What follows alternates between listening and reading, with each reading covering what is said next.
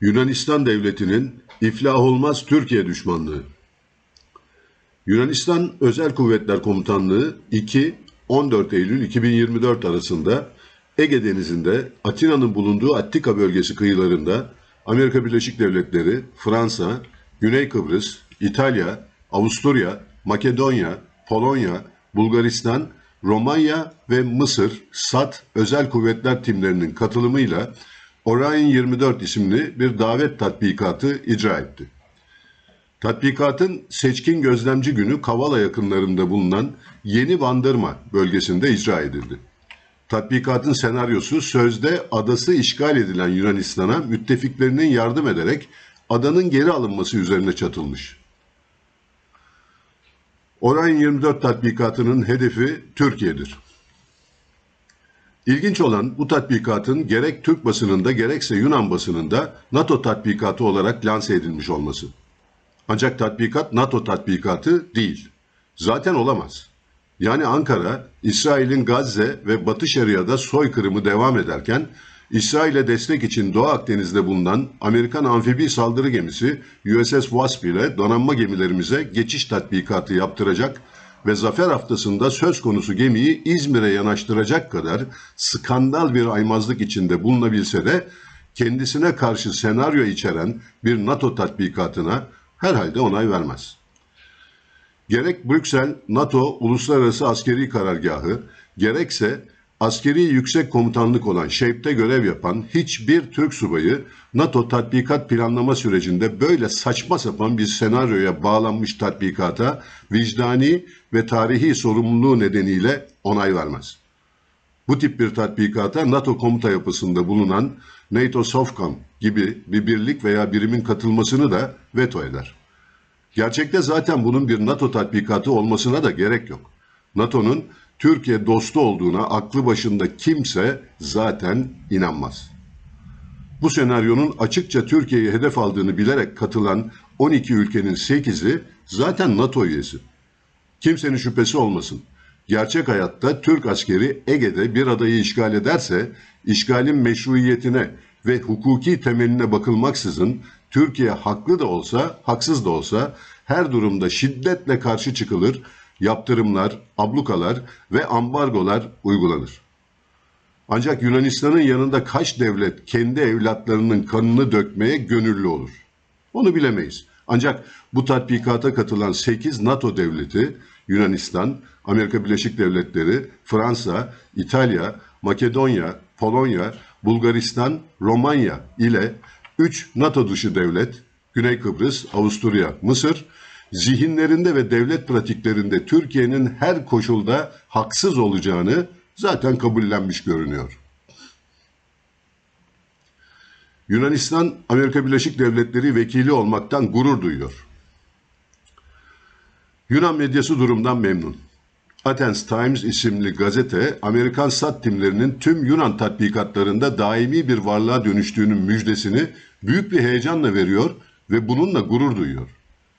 Yunan askeri düşünce yapısında milli güçler arasındaki asimetri nedeniyle Ege veya Doğu Akdeniz'deki bir Türk-Yunan çatışmasında Amerika Birleşik Devletleri deniz ve hava gücünün kayıtsız şartsız Yunanistan'ın yanında duracağı şeklindedir.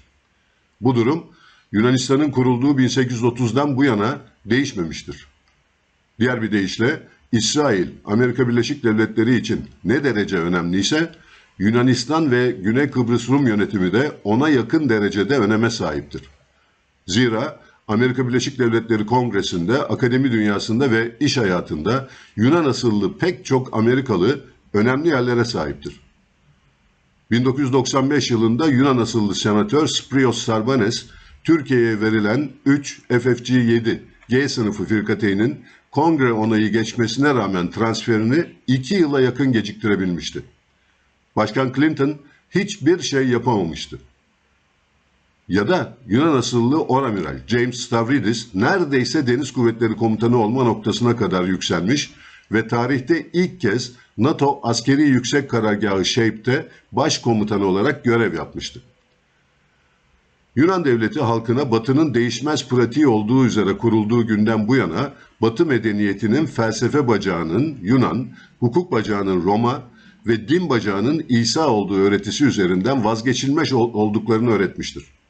Nitekim Stalin bile Churchill'le Kremlin'de bir öğle yemeğinde yaptığı 1945 Yüzdeler Anlaşması ile komünistlerin tamamen hakim olduğu Yunanistan'ı peçete kağıdına yazılan anlaşma ile İngiltere'ye vermiştir.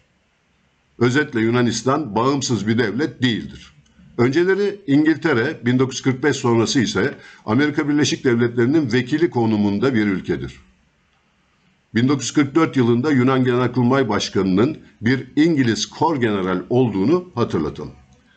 Bu ülkenin Atatürk döneminde olduğu gibi Küçük Asya felaketinden sonra Türkiye ile yakınlaşmasına da izin verilmez. Zira Türkiye ile Yunanistan ortak jeopolitik vizyona girerek Rusya ve Çin'le yakınlaşırsa bu Amerika Birleşik Devletleri için Avrasya'da büyük ve emsalsiz bir felaket olur.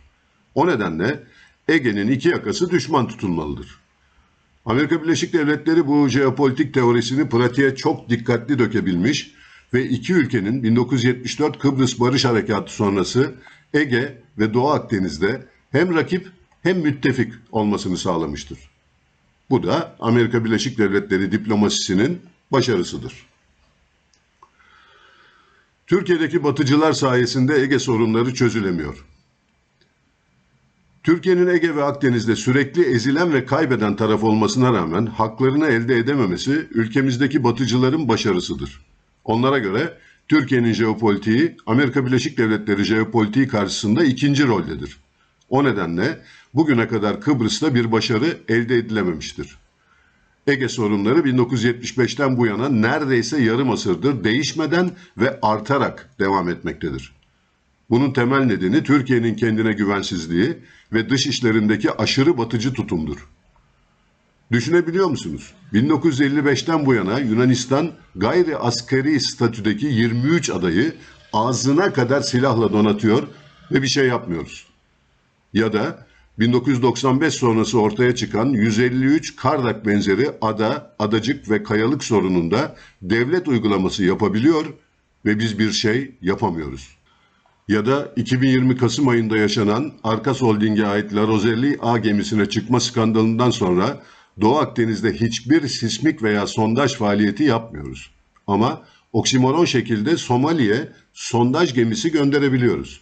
Nereden tutsak elimizde kalıyor. Bu eylemsizliğin temel nedeni hükümetin Amerika Birleşik Devletleri korkusu. Hükümet finansal baskılar nedeniyle dolar hegemonu Amerika Birleşik Devletleri'nden çekiniyor ve iktidarda kalmak için tavizler veriyor. Amerika Birleşik Devletleri çökmesine rağmen ekonomik ve finansal parametreleri etkileme gücü devam eden bir hegemon olarak Ankara'ya baskıya devam ediyor. Hükümet varlığını devam ettirebilmek ve gelecek seçimleri garantilemek için Amerika Birleşik Devletleri ve Avrupa Birliği ile teslimiyet psikolojisi içinde hareket ediyor. Bir de buna devlet aklı diyorlar. İşte bu çok ilginç. Amerika Birleşik Devletleri bize nasıl bakıyor? Amerika Birleşik Devletleri'nin Türkiye'ye nasıl baktığının en güzel ve güncel örneği 12 Eylül 2024 tarihinde Lefkoşa'da imzalanan Savunma İşbirliği Yol Haritası Anlaşması'dır. Amerika Birleşik Devletleri Büyükelçiliği tarafından yapılan açıklamaya göre mevcut ve öngörülen uluslararası güvenlik endişelerini ele almak için işbirliği yapma taahhütlerini yeniden teyit etmekteymiş. Ayrıca yol haritası insani krizlere müdahaleyi geliştirmek ve iklim değişikliğinin ulusal güvenlik etkileri kötü niyetli etkilere karşı koyma. Bundan kastım Türkiye olduğunu söylemeye gerek var mı? Ve askeri güçler arasında birlikte çalışabilirliği oluşturma dahil olmak üzere temel güvenlik kaygılarını daha iyi anlamak ve ele almak için bir çerçeve oluşturuyormuş. Bunlar tabii ki görünen amaçlar. Ancak görünmeyenleri biz sayalım. Birincisi, gelecekte adadaki Amerikan deniz, hava ve hatta kara varlığını güçlendirerek suda ve Dede Ağaç'tan sonra Akdeniz'de 3. büyük Amerikan yığınaklanmasına altyapı sağlamak. İkincisi de Türkiye'ye gözdağı vererek gelecekte Kuzey Kıbrıs Türk Cumhuriyeti'nin bağımsız varlığını sürdürmesini önlemek için gereken altyapıyı hazırlamak olarak değerlendiriyorum. Amerika Birleşik Devletleri bu anlaşmanın Türkiye'nin tamamen aleyhinde olduğunu bilerek hareket ediyor. Şüphesiz Bu anlaşma bölgedeki jeopolitik dengenin Türkiye aleyhinde değişimini tetikleyecektir. Dolayısıyla Amerika Birleşik Devletleri'nin Süveyş kanalı, Levant kıyıları ve Güney Ege geçitlerini kontrol eden böylesine kritik bir coğrafyada üstlenme ve lojistik destek tesisleri kurma olanağı elde etmesi, Doğu Akdeniz stratejisinde diğer küresel güç rakiplerinin de aleyhinde olacaktır. Bu olanak, İsrail'in ileriden savunulması için de büyük fırsat penceresi açacaktır. Doğu Akdeniz'de en büyük etki şüphesiz Suriye'deki Amerikan askeri varlığının ve ayrıca devam eden Gazze Savaşı'nda İsrail'in desteklenmesine katkı sağlayacaktır. Bu gelişmelere rağmen hala Kıbrıs Devleti kurucu anlaşmaları yürürlüktedir denemez. Birleşmiş Milletler Federasyon çözümü için Ankara ve Kuzey Kıbrıs Türk Cumhuriyeti'ne bu anlaşmaları bahane ederek dayatmada bulunamaz. Bu durumda Türkiye ve Kuzey Kıbrıs Türk Cumhuriyeti savunma işbirliği anlaşması imzalanmalı ve Türkiye'ye deniz ve hava üsleri verilmelidir. Yunan Savunma Bakanı'nın densizliği.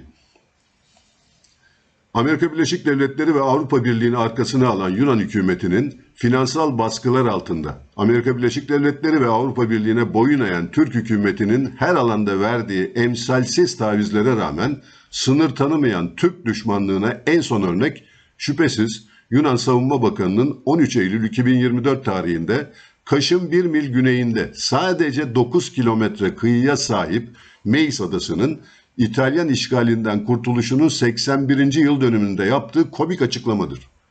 Şöyle demiş Yunanistan'ın densiz bakanı Dendias. Meis Adası münhasır ekonomik bölge ve ülkemizin kıta sahanlığının odak noktasıdır. Türkiye kıyılarına yakınlığı nedeniyle 12 adadan ayrılmaya yönelik herhangi bir girişim yanlış ve kendini çürüten bir iddiadır. Sözleşmenin 121. maddesinin 2. paragrafı adaların bir kıyı bölgesi, bir bitişik bölge, bir münhasır ekonomik bölge ve bir kıta sahanlığı hakkına sahip olduğunu öngörmektedir.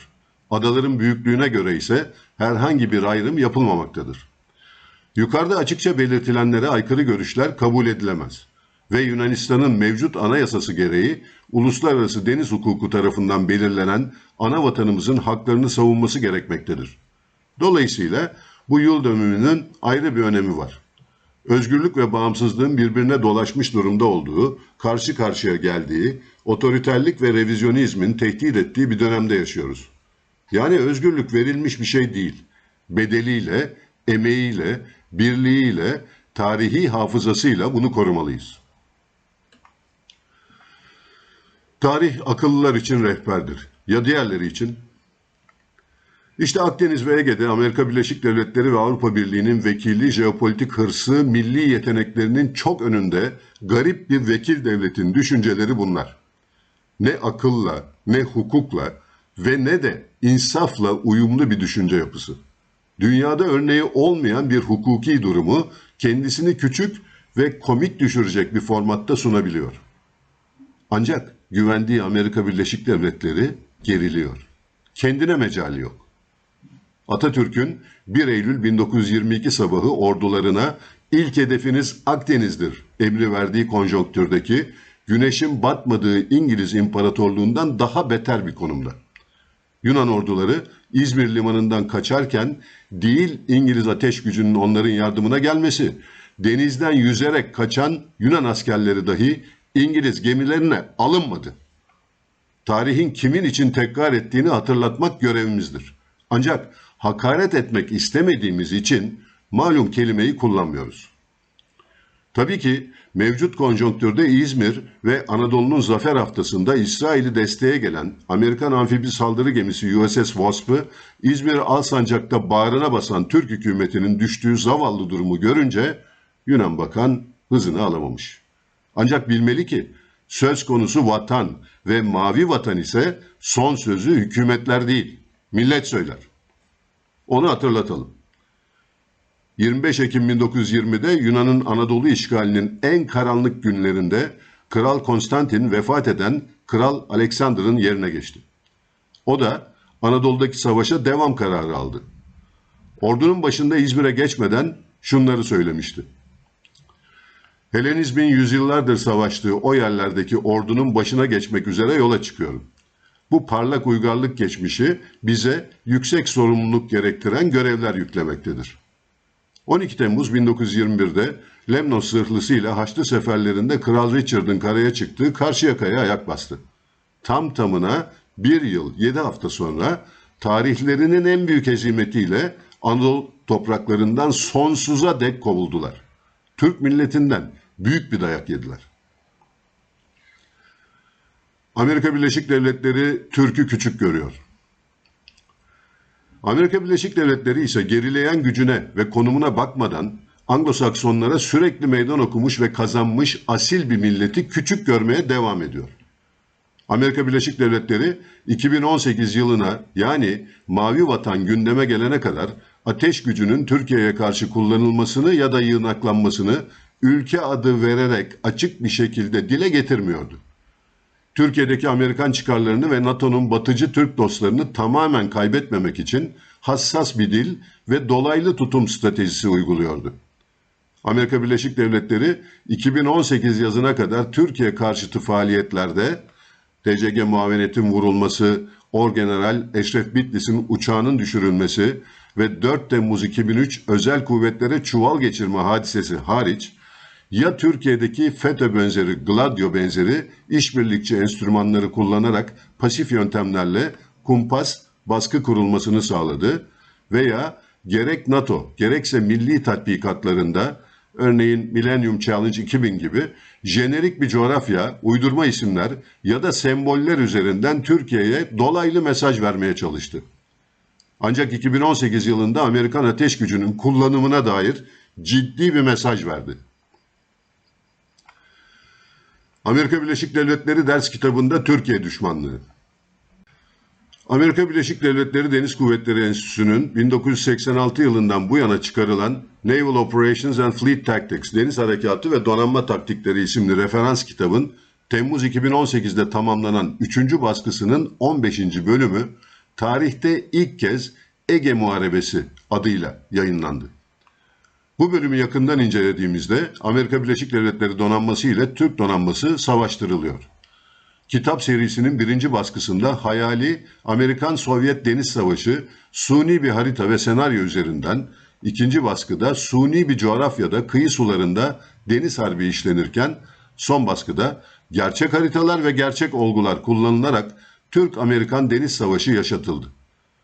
Amerika Birleşik Devletleri Deniz Kuvvetleri'ne yarı resmi bağlı USNI'nin yayınladığı referans bir kitapta bir NATO üyesini açıkça düşman statüsünde görmüştür. Bu çok ciddi bir sorundur. Diplomatik hakarettir. Kitabın ön sözü dönemin Amerika Birleşik Devletleri Deniz Kuvvetleri Komutanı tarafından yazılmış ve imzalanmıştır. NATO'da bile tatbikat senaryolarında hedef ülkenin kim olduğu uzmanlar tarafından bilinmesine rağmen hiçbir zaman o ülkenin ismi doğrudan zikredilmez. Suni bir isim kullanılır. NATO ülkesine karşı bir başka NATO ülkesinin savaşını adeta kışkırtan ve daha sonra tüm askeri ve siyasi gücüyle o ülkenin yanında savaşa katılacağını açıklayan bir senaryo bulunabilecek en hafif tabiriyle skandaldır.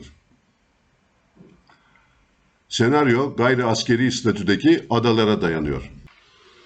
14 Eylül 2024'te tamamlanan Orion 24 tatbikatı, Türkiye tarafından işgal edilen bir adanın geri alınması senaryosuna bağlıydı. Bu kitabın senaryosu Türkiye'nin tamamen haklı olduğu gayri askeri statüdeki adalar senaryosuna bağlanmış. Kıbrıs'a Yunanistan'ın balistik füzeler yerleştirmesini, Türkiye'nin bunu önlemesi ve fırsattan yararlanarak benzer silahların yerleştirileceği gayri askeri statüdeki 23 adadan Limni, Midilli, Sakız, Sisam ve İstanköy adalarını işgal etme niyeti üzerine kurgulanmış. Metinde Türkiye için dost görünümlü güçlü bir düşman ifadesi kullanılmıştır. Senaryoda deniz ve hava hedefleri dışında Amerikan ateş gücünü Türk anavatanına yönlendirilmesinin Amerika Birleşik Devletleri çıkarları için bir felaket olacağı vurgulanıyor. Ege'de gerçekleştirilen deniz kampanyasında silahlı çatışma alanı olarak sadece deniz tarafı kullanılmış.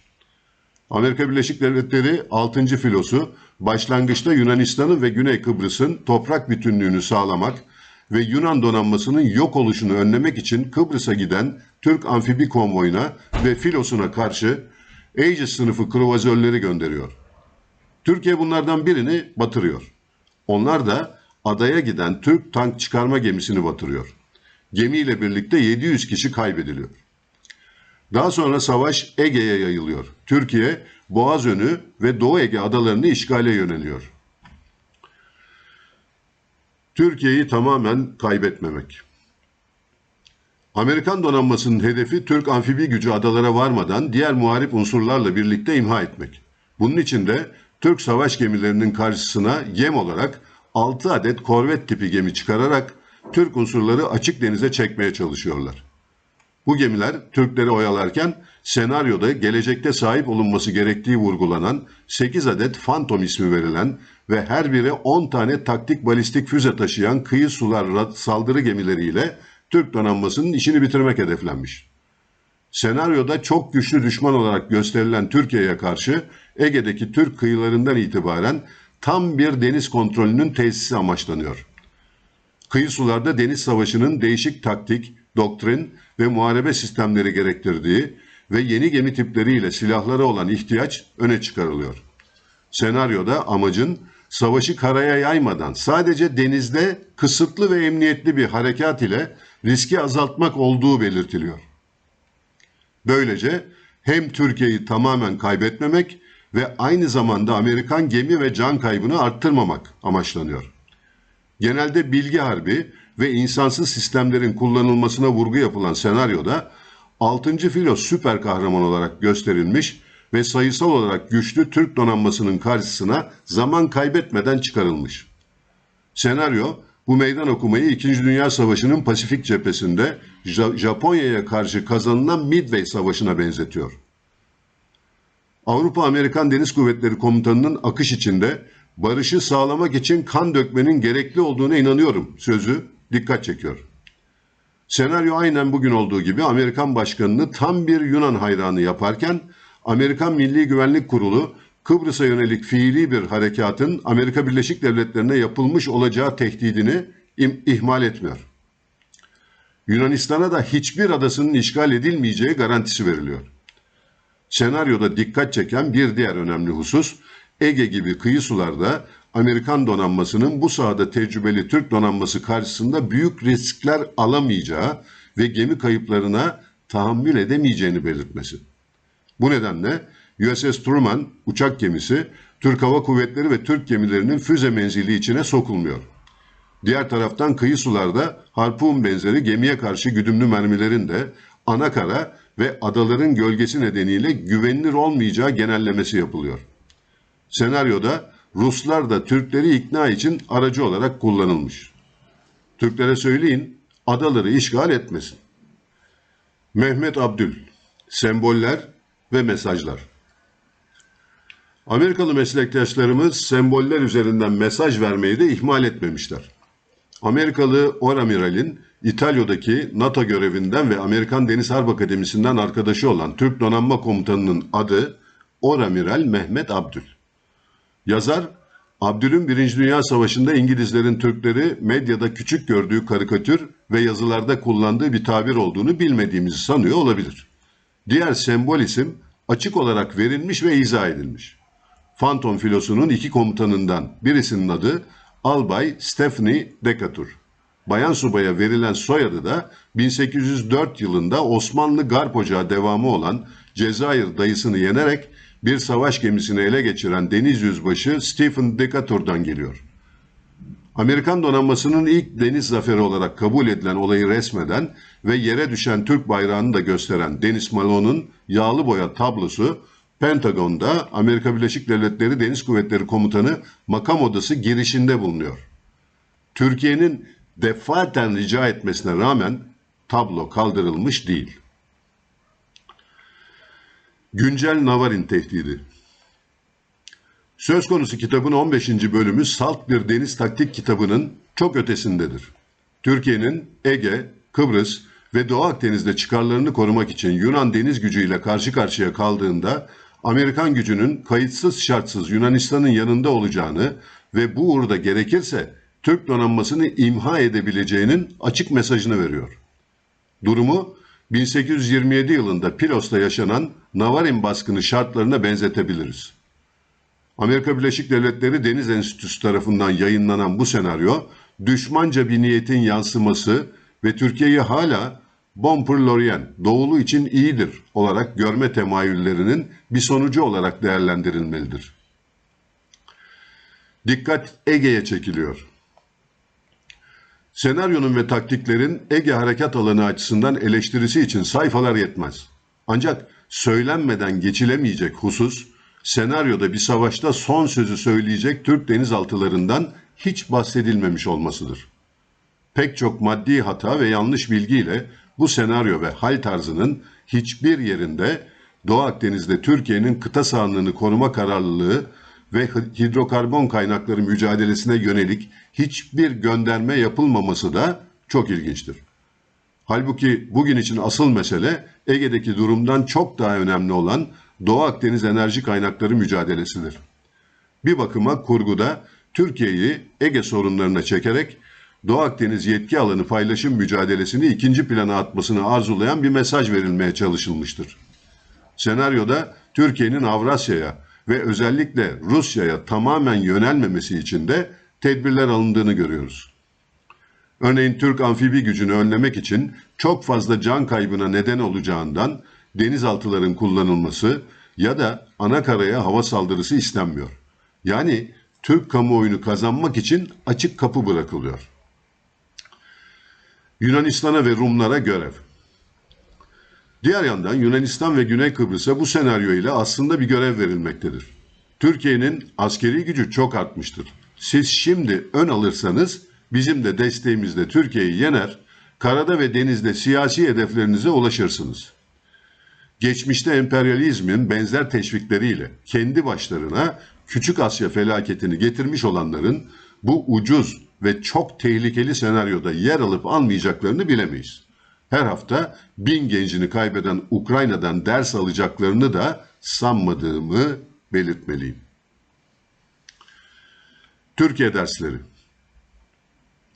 Dünya yeni bir jeopolitik evreye girdi.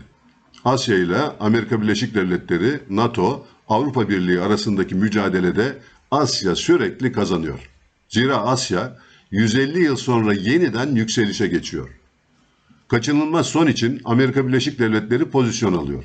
Kenar kuşakta Türkiye'nin eski yeri asla kalmayacaktır. Türkiye, muhteşem coğrafyasını kendi milli menfaatleri için kullanmasını öğrenmelidir. Hiçbir ittifaka ihtiyacı yoktur. Türkiye'nin Yunanistan'la bir savaş tuzağına çekilerek zayıflatılmasına, deniz ve hava kuvveti örselenmiş bir Türkiye'nin tekrar Washington kapılarına gitmesine fırsat verilmemelidir. Amerika Birleşik Devletleri alenen işgal ettiği Yunanistan'ı Türk-Yunan düşmanlığını kullanarak sömürgeleştirmiştir. Amerika Birleşik Devletleri bir yere girince zor çıkar. Ancak bugün Amerika Birleşik Devletleri de çökmektedir. 1919 yılındaki İngiltere'den farkı yoktur. Yunanistan zaten yıkılmış, teslim alınmış ve kolonileşmiş bir devlettir. Ankara her yolu kullanarak Yunanistan'ı masaya ve barışın devamına davet etmelidir. Savaş en kolay olanıdır.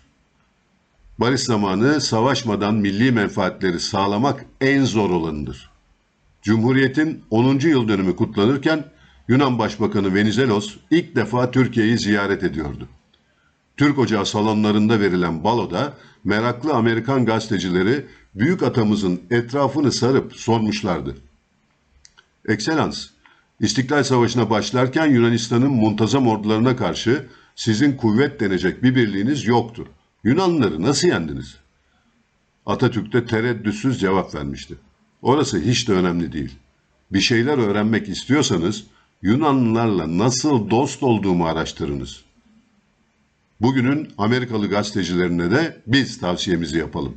Türkiye'nin Yunanistan'la dostluğu, Türkiye'nin düşmanlığıyla kıyaslanamaz. Cem Gürdeniz. Rehberimiz ufuklara koşuyoruz. Yüreğimiz bayrak açtı. Ya